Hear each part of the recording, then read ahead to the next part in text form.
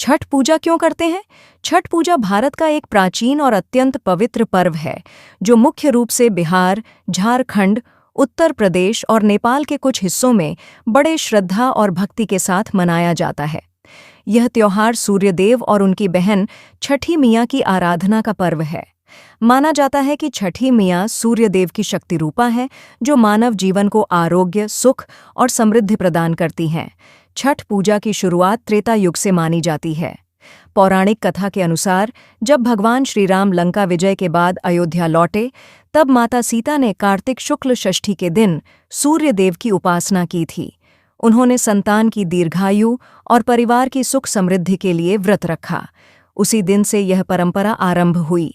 दूसरी कथा के अनुसार महाभारत काल में कुंती पुत्र कर्ण, जो सूर्यदेव के पुत्र थे, प्रतिदिन जल में खड़े होकर सूर्य की उपासना करते थे। कहा जाता है कि उनकी वीरता और तेज का कारण सूर्य की ही कृपा थी। इसी वजह से सूर्यदेव की पूजा का विशेष महत्व है। छठ पर्व 4 दिनों तक चलता है। पहले दिन नहाए खाए होता है, जिसमें व्रती स्नान करके शुद्ध भोजन ग्रहण करते हैं। दूसरे दिन खरना होता है, जिसमें गुड़ और चावल से बना प्रसाद बनाकर व्रती उपवास रखते हैं।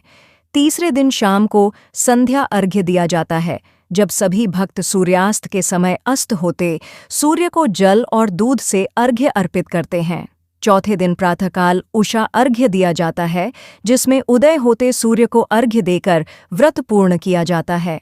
यह व्रत अत्यंत कठिन माना जाता है, क्योंकि व्रती बिना पानी और अन्न के 36 घंटे तक उपवास रखता है। लेकिन यह सब सूर्यदेव की कृपा और परिवार के कल्याण की भावना से किया जाता है। छठ पूजा का प्रत्येक चरण शुद्धता, आत्मसंयम और प्रकृति के प्रति सम्मान का प्रतीक है। छठी मियाँ को संतानों की रक्षक और रोग निवारिणी देवी माना जाता है। ऐसा विश्वास है कि जो भी भक्त सच्चे मन से यह व्रत करता है, उसके सभी दुख दूर हो जाते हैं और जीवन में सुख शांति का आगमन होता है।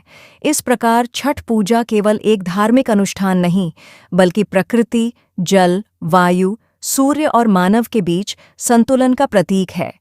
यह त्योहार हमें सिखाता है कि जीवन में संयम, श्रद्धा और सच्ची भक्ति से ही ईश्वर की कृपा प्राप्त की जा सकती है। इसीलिए आज भी करोड़ों लोग छठी मियाँ का व्रत रखकर सूर्यदेव से प्रार्थना करते हैं कि उनका जीवन उजाले, स्वास्थ्य और समृद्धि से भर जाए।